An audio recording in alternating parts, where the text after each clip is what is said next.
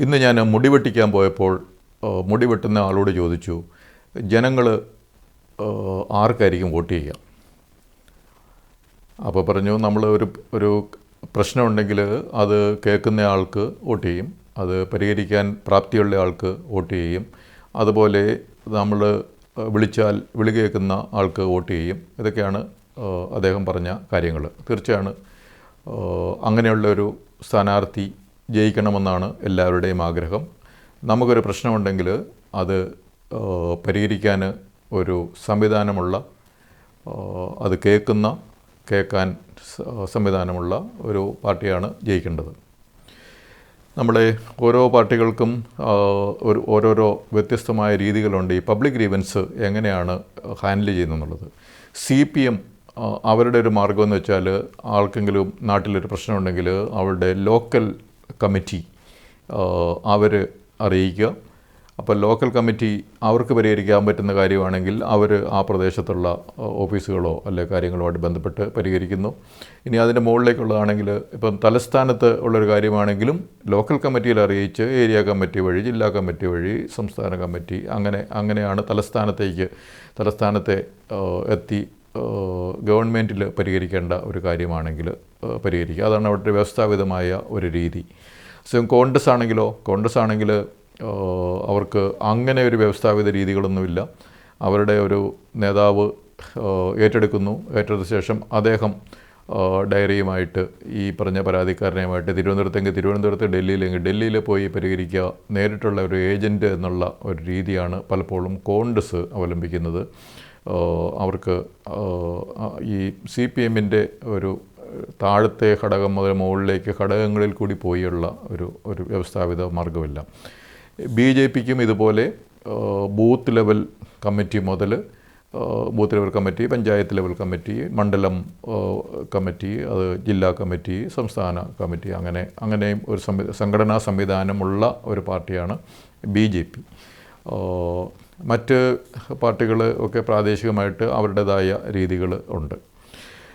ഇത് ഒരു പ്രദേശത്തുള്ള ഒരാൾക്ക് ഒരു പ്രശ്നമുണ്ടെങ്കിൽ ഓരോ പാർട്ടികളും എങ്ങനെയാണ് അതിൻ്റെ ഒരു പരിഹാരം കാണുന്നത്.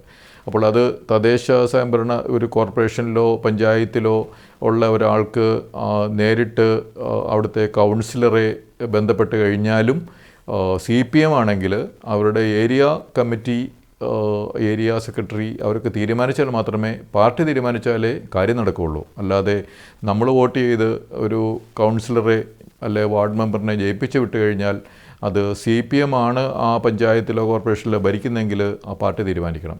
അല്ലാതെ ആ കൗൺസിലർ നമ്മൾ വോട്ട് ചെയ്തതാണല്ലോ, നമ്മുടെ പ്രശ്നം ഈ കൗൺസിലർ പരിഹരിക്കുമെന്ന് വിചാരിച്ചാൽ പരിഹരിക്കപ്പെടണമെന്ന് നിർബന്ധമില്ല.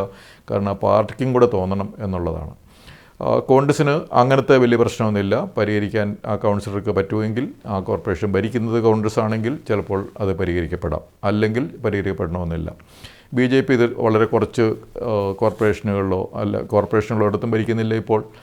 ഇപ്പോൾ അടുത്ത ഈ ഒരു തെരഞ്ഞെടുപ്പിൽ കോർപ്പറേഷനുകളിലേക്ക് ഭരണം കിട്ടുമെന്ന പ്രതീക്ഷയിലാണ്. കിട്ടിക്കഴിഞ്ഞാൽ BJPയുടേതായ രീതികളുണ്ടാകും എങ്ങനെയാണ് പരിഹരിക്കുക എന്നുള്ളത്. അത് ഓൾറെഡി സംസ്ഥാന പ്രസിഡന്റ് പ്രഖ്യാപിച്ചു. നമുക്ക് എല്ലാവരെയും ഒരുപോലെ കാണും. നമുക്കൊരു ആപ്പുണ്ടാകും. ആർക്കെന്ത് പ്രശ്നമുണ്ടെങ്കിലും അതിൽ കൂടി അറിയിക്കാൻ പറ്റും. അങ്ങനെയൊരു രീതിയാണ് അത്. ഒരു പാർട്ടി ഭേദമന്യേ ഒരു തിരിച്ചു വ്യത്യാസവുമില്ലാതെ എല്ലാവരുടെയും പ്രശ്നങ്ങൾക്ക് തുല്യ പരിഗണന നൽകി പരിഹരിക്കുക എന്നുള്ളതാണ് BJPയുടെ ഒരു രീതി. അത് ഓൾറെഡി പ്രഖ്യാപിച്ച ഒരു കാര്യമാണ്. BJPക്ക് കോർപ്പറേഷനോ മുനിസിപ്പാലിറ്റിയോ പഞ്ചായത്ത് ഭരണം കിട്ടിക്കഴിഞ്ഞാൽ ഒരു സംഘടനാ രീതിയിൽ കൂടി ആയിരിക്കത്തില്ല, മറിച്ച് നേരിട്ട് വളരെ സുതാര്യമായിട്ട് ജയിക്കുന്ന കൗൺസിലർക്കും കൂടി ഒരു ഉത്തരവാദിത്വവും അതുപോലെ പങ്കാളിത്തവും ഉള്ള രീതിയിലുള്ള ഒരു പരാതി പരിഹാര രീതിയാണ് BJPക്ക് ഉണ്ടാകുക. പണ്ട് അതുപോലെ സംസ്ഥാന തലത്തിൽ മുമ്പ് 2 മുഖ്യമന്ത്രിമാർ അവരുടേതായ രീതിയിൽ ഈ പബ്ലിക് ഗ്രീവൻസ് ഹാൻഡിൽ ചെയ്ത 2 മെത്തേഡ്സ് നമുക്കുണ്ട്. ഒന്ന് ഉമ്മൻചാണ്ടിയുടെ ജനസമ്പർക്ക പരിപാടിയാണ്. മുഖ്യമന്ത്രി തന്നെ നേരിട്ട് ജില്ലകളിലേക്ക് വന്ന് അവിടെയുള്ള എല്ലാ ലെവലിലുമുള്ള ആൾക്കാരെ നേരിട്ട് പരാതികൾ സ്വീകരിച്ച് അത് അവിടുന്ന് തന്നെ ബന്ധപ്പെട്ട ഉദ്യോഗസ്ഥന്മാർക്ക് പരിഹരിക്കാൻ വേണ്ടിയിട്ട് നിർദ്ദേശങ്ങൾ നൽകുന്ന ഒരു പരിപാടിയായിരുന്നു ജനസമ്പർക്ക പരിപാടി. ഉമ്മൻചാണ്ടിയുടെ ഒരു മോഡലാണത്. അതിനെപ്പറ്റി കുറേ ആക്ഷേപങ്ങളുണ്ട്. എല്ലാ പരാതികളും ഒരാൾ തന്നെ പരിഹരിക്കാൻ പോയി കഴിഞ്ഞാൽ പിന്നെ താഴെയുള്ള ഓരോ ലെവലിലുമുള്ള ഉദ്യോഗസ്ഥർ എന്തിനാണ്, അപ്പോൾ ഭരണം താഴെ ലെവലിൽ നടക്കുന്നില്ലല്ലോ, അതുകൊണ്ടല്ലേ അങ്ങനെ എന്നൊക്കെയുള്ള പരാതികളുണ്ട്. ഇനി നയനാരുടെ വേറൊരു മോഡലുണ്ടായിരുന്നു. അദ്ദേഹം രാവിലെ ടി വിയിൽ വന്നിരുന്നിട്ട് ടി വിയിലേക്ക് വിളിക്കാം ആളുകൾക്ക്, അപ്പോൾ അവർക്ക് പരാതികൾ പറയാം. അപ്പോൾ അദ്ദേഹത്തിൻ്റെ സെക്രട്ടറിയും അടുത്ത് സൈഡിലിരിക്കുന്നുണ്ടാവും. അപ്പോൾ സെക്രട്ടറി അതെല്ലാം റെക്കോർഡ് ചെയ്യും എന്തൊക്കെയാണ്.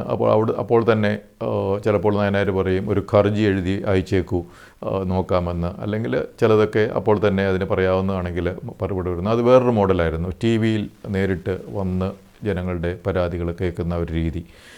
ഇപ്പോഴത്തെ നമ്മുടെ മുഖ്യമന്ത്രിയുടെ രീതി എന്താണ്? മുഖ്യമന്ത്രി നേരിട്ട് ജനങ്ങളോട് പരാതികൾ കേൾക്കുന്ന ഒരു രീതിയല്ല. കാരണം അദ്ദേഹം വലിയ ഒരു ആകുമ്പടിയോടുകൂടി ചീറിപ്പാഞ്ഞ് റോഡയോടെ പോകുന്നത് ജനങ്ങൾക്ക് കാണാൻ മാത്രമേ പറ്റത്തുള്ളൂ. അല്ലാതെ ജനങ്ങളുമായിട്ട് ഈ ഉമ്മൻചാണ്ടി നടത്തിയതുപോലെ ഒരു ജനസമ്പർക്കം ജനങ്ങളുടെ ആയിട്ട് ഇടപെട്ട് പരാതികൾ കേൾക്കുന്ന ഒരു പരിപാടി അവർക്കില്ല, അദ്ദേഹത്തിനില്ല. അതേസമയം ഇപ്രാവശ്യം അദ്ദേഹം ദുബായിക്ക് പോയപ്പോഴത്തേക്കും ദുബായിൽ ഉച്ചയ്ക്ക് അദ്ദേഹത്തിൻ്റെ ഭക്ഷണം യൂസഫ് അലിയുടെ വീട്ടിലായിരുന്നു. അതിനുശേഷം വൈകുന്നേരത്തെ ഭക്ഷണം ഒരു 10-30 ബിസിനസ്സുകാരുടെ കൂടെ ആയിരുന്നു വൈകുന്നേരത്തെ ഭക്ഷണം. അപ്പോൾ ബിസിനസ്സുകാർക്ക്, പണക്കാർക്ക് അദ്ദേഹത്തോട് നേരിട്ട് കാര്യങ്ങൾ പറയാനുള്ള ഒരു അവസരം കേരളത്തിന് പുറത്ത് അദ്ദേഹം ഒരുക്കുന്നുണ്ട്. പക്ഷേ കേരളത്തിലെ സാധാരണ മനുഷ്യർക്ക് ഇപ്പോഴത്തെ മുഖ്യമന്ത്രി ശ്രീ പിണറായി വിജയനോട് നേരിട്ട് പരാതികൾ പറയാനുള്ള ഒരു അവസരം അദ്ദേഹം ഒരുക്കാറില്ല. അപ്പോൾ അങ്ങനെയാണ് ഉമ്മൻചാണ്ടി, അതിനു മുമ്പ് നയനാർ, അതുപോലെ ഇപ്പോഴത്തെ മുഖ്യമന്ത്രി അവരുടെ ഒരു സ്റ്റേറ്റ് ലെവലിലുള്ള ജനറലായിട്ടുള്ള പരാതി പരിഹാര മെത്തേഡും രീതിയും സമീപനവും ഒക്കെ. അപ്പോൾ ഇത് കൂടാതെ BJP ലക്ഷ്യം വെക്കുന്ന വേറൊരു കാര്യം ടെക്നോളജി ഉപയോഗിച്ച് വികേന്ദ്രീകൃതമായിട്ട് പരാതി പരിഹരിക്കുക എന്നുള്ളതാണ്. ഉദാഹരണത്തിന് ഈ എൽഡേഴ്സിൻ്റെ പ്രായമായവർക്കുള്ളൊരു ഹെൽപ്പ് ലൈൻ ഉണ്ട്, 4-5 ഡിജിറ്റുള്ള ഒരു നമ്പറുണ്ട്, 14567 എന്ന മറ്റോ. അപ്പോൾ അതിൽ വിളിച്ചു കഴിഞ്ഞാൽ പ്രായമായവർക്ക് ഉള്ള സേവനങ്ങളും ഹെൽപ്പും ഒക്കെ കിട്ടുന്ന ഒരു ഹെൽപ്പ് ലൈനാണത്. സ്ത്രീകൾക്ക് help line service, child line പിള്ളേർക്കുള്ളത്, കുട്ടികൾക്കുള്ളത്. അതുപോലെ ഇപ്പോൾ ഇലക്ട്രിസിറ്റി ബോർഡിൽ നമ്മുടെ ഒരു കറണ്ടില്ല എന്നുണ്ടെങ്കിൽ ഉടനെ തന്നെ ഒരു വാട്സാപ്പ് നമ്പറിലേക്ക് നമുക്ക് നമ്മളുടെ കറണ്ടില്ല, അതിൻ്റെ പ്രശ്നം എന്താണ് എന്നുള്ളത് അറിയിക്കാൻ, കൺസ്യൂമർ നമ്പറോട് അറിയിക്കാനുള്ള സംവിധാനം കേരളത്തിലുണ്ട്, KSEBയുടെ. അതുപോലെ എല്ലാ സേവനങ്ങൾക്കും അതേപോലത്തെ ഒരു പരിപാടി. ഇപ്പോൾ നമുക്ക് വെള്ളമില്ല, കറണ്ടില്ല, റോഡിലൊരു കുഴിയുണ്ട്, അപ്പോൾ അതുപോലെ കാന ക്ലീനല്ല, വേസ്റ്റ് എവിടെയെങ്കിലും കൂടി കിടക്കുന്നു, ഇതിനെല്ലാത്തിനും ഓരോന്നിനും ഓരോരോ ഹെൽപ്പ് ലൈനുകൾ ഇതേപോലെ ഉണ്ടാകുക. അപ്പോൾ അതെല്ലാം ടെക്നോളജി ഡ്രിവൺ ആകും. അപ്പോൾ അതിനുള്ള ഒരു റെസ്പോൺസ് ഇമ്മീഡിയറ്റ്ലി വരുന്ന രീതിയാണ് BJP ലക്ഷ്യം വെക്കുന്നത്. അപ്പോൾ വികേന്ദ്രീകൃതമായിട്ട് ഒരാൾ പരാതികളൊക്കെ ഇപ്പം ചീഫ് മിനിസ്റ്റേഴ്സ് ഗ്രീവൻസ് സെല്ലിലേക്ക് പരാതികൾ ഇമെയിലായിട്ട് അയക്കുന്നതിന് പകരം ഇത് ഓരോരോ വകുപ്പുകളും ഓരോരോ വിഷയങ്ങൾക്കും പ്രത്യേകം ഹെൽപ്പ് ലൈനുകളും ഗ്രീവൻസ് റിഡ്രസലിനുള്ള മെത്തേഡും മെക്കാനിസവും പ്രൊസീജിയറും ഒക്കെയുള്ള ഒരു രീതിയാണ് BJP ലക്ഷ്യം വെക്കുന്നത്. അപ്പോൾ വളരെ ഫാസ്റ്റായിട്ട് അതിൻ്റെ പ്രശ്നങ്ങൾക്ക് പരിഹാരമുണ്ടാകും. മനുഷ്യർക്ക് അതിലേക്ക് ഈസി ആയിട്ട് കാര്യങ്ങൾ പറയാൻ പറ്റും, പരാതി പറയാൻ പറ്റും. 2016 ഡിസംബർ 9 നമ്മുടെ പിണറായി വിജയൻ മുഖ്യമന്ത്രി അഴിമതിക്ക് എതിരെ ആർക്കെങ്കിലും പറയണമെങ്കിൽ, എവിടെയെങ്കിലും അഴിമതി കണ്ടു കഴിഞ്ഞാൽ അത് റിപ്പോർട്ട് ചെയ്യാൻ വേണ്ടി 2 ആപ്പുകൾ മുഖ്യമന്ത്രി ശ്രീ പിണറായി വിജയൻ ഡിസംബർ 9, 2016 റിലീസ് ചെയ്തിരുന്നു. വിസിൽ നൗ, അതുപോലെ റൈസിംഗ് കേരള എന്നുള്ളത്. പക്ഷേ 2-3 മാസം കഴിയുമ്പോഴത്തേക്കും ശ്രീ പിണറായി വിജയൻ തന്നെ അത് മരവിപ്പിച്ച് ഫ്രീസ് ചെയ്തു ആ മൊബൈൽ ആപ്പ്. കാരണം അഴിമതി ആരും റിപ്പോർട്ട് ചെയ്യുന്നത് ശ്രീ പിണറായി വിജയൻ ഇഷ്ടമല്ല. പക്ഷേ BJP അധികാരത്തിൽ വന്നു കഴിഞ്ഞാൽ ഈ എവിടെ അഴിമതി കണ്ടു കഴിഞ്ഞാലും അത് റിപ്പോർട്ട് ചെയ്യാനും അറിയിക്കാനും ഉള്ള സംവിധാനങ്ങൾ ഉൾപ്പെടെ BJPക്ക് ചെയ്യാൻ പറ്റും. അതുപോലെ വെള്ളമില്ല, റോഡിൽ കുഴിയുണ്ട്, അല്ലെങ്കിൽ വേസ്റ്റ് കണ്ടു, ഇതെല്ലാത്തിനും ടെക്നോളജി ഉപയോഗിച്ച് പരാതി പറയാനുള്ളൊരു സംവിധാനവും BJP ലക്ഷ്യം വെക്കുന്ന ഒരു പരാതി പരിഹാര രീതിയാണ്.